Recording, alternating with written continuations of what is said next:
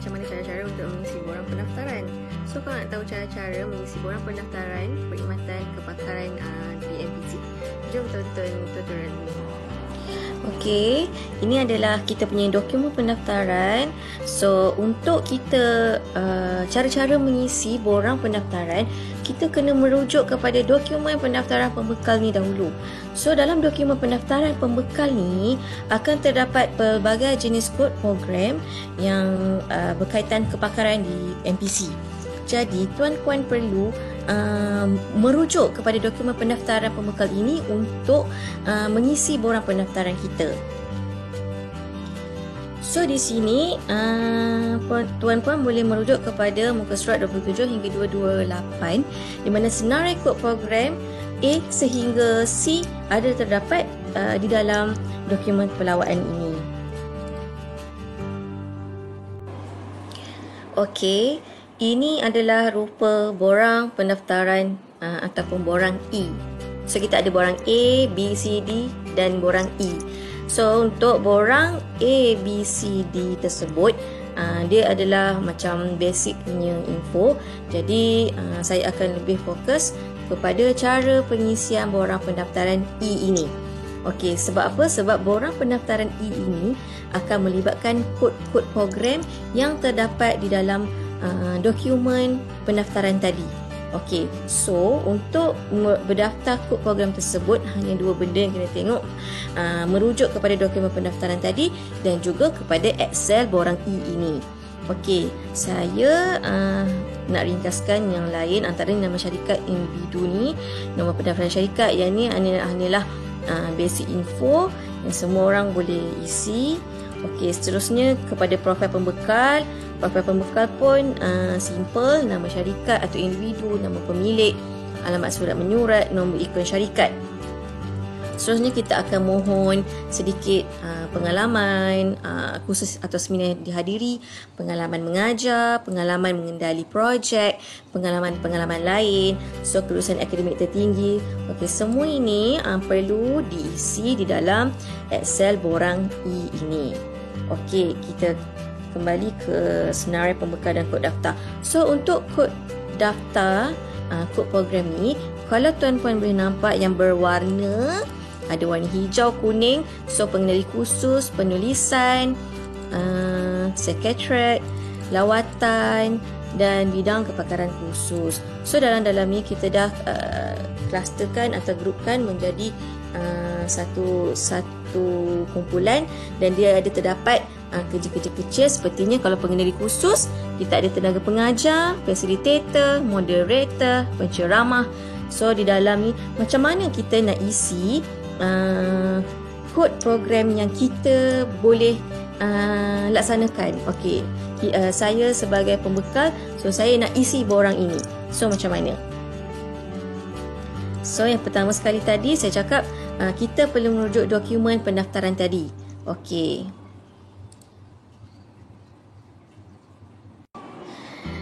Kita pergi kepada dokumen pendaftaran tadi sekejap. Kenapa? Sebab saya nak merujuk kepada kategori-kategori yang saya ingin berdaftar dalam Excel borang E tadi. Jadi seperti yang saya dah maklum, kita ada 3 kategori, iaitu A, B, C. So kod A adalah competitiveness, kod B quality and excellent development, dan C adalah productivity growth 9 sectoral transformation tu, dan iaitu Nexus. Okey, dekat sini saya sebagai tenaga pakar ataupun pembekal, saya boleh melaksanakan program yang berkaitan kategori A. So di A tadi kita ada AG, AB, AC, AE dan AS, iaitu Good Regulatory Practice, ada Behavior Insight, Competitiveness, PLWS dan Smart Incentive. Okey, dalam banyak-banyak ni, kalau kata saya boleh buat untuk AG dan AB, saya boleh tulis dekat Excel saya tadi kod AG dan AB. So saya boleh buat untuk tenaga pengajar, saya boleh menjadi facilitator, saya boleh buat penulisan, saya boleh menjadi moderator juga.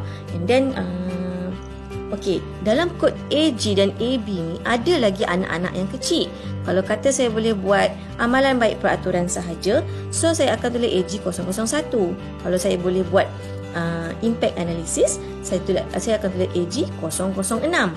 Tapi kalau saya boleh buat kesemuanya di dalam AG ini, memadai dengan memaklumkan ke dalam Excel tersebut semua kategori AG.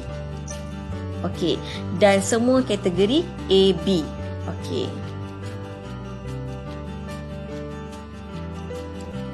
Kita pergi ke Excel borang E tadi, and then kita cuba isi nama saya. Sekiranya saya individu, tidak berkaitan. Sekiranya dia ada kod bidang MOF, bolehlah masukkan buku pendaftarannya. And then okey, kat sini kita ada pengenali khusus. Saya boleh membuat perkhidmatan sebagai tenaga pengajar, facilitator, moderator, penceramah, penulisan laporan. Okey, so kita tengok balik kod yang saya boleh buat, kod AG dan AB. Kalau kata saya boleh buat kod AG 001 dan kod AG 006, saya akan tulis AG 001 dan AG 001, AG 006. Okey, ini kalau boleh buat dua sahaja. So sekiranya saya boleh buat untuk semua kod AG dan semua kod AB, semua kod AG, semua kod AB.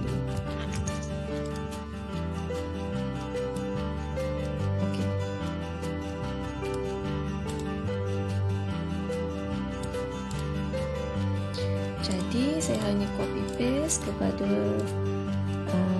di Excel yang saya boleh laksanakan perkhidmatan, facilitator, moderator, penceramah, penulisan laporan, jurulapor, sekretariat, pakar rujuk dan penasihat. Okey. So sekiranya selain daripada kod AB yang saya boleh laksanakan, contohnya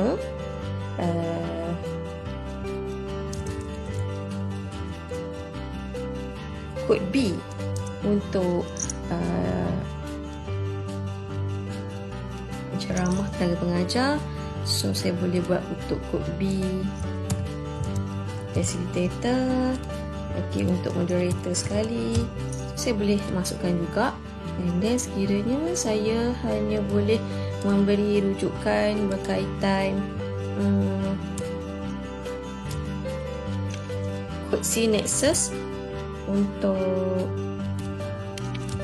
Nexus hanya tambah C.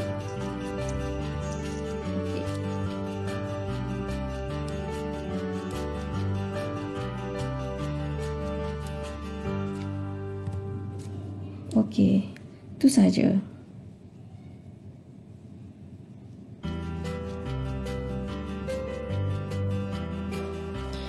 Saya bagi contoh sedikit pembuka-pembuka kami yang pernah berdaftar dengan kod-kod program. Antaranya okey, macam ni diorang isi. Ada AG 001 hingga AG 048. Dia boleh cara pengisian dia macam ni lah. Okey. Sekiranya pembuka tersebut tidak dapat memberi perkhidmatan berikut, contohnya sebagai jurulapor, so dia akan tinggalkan kosong.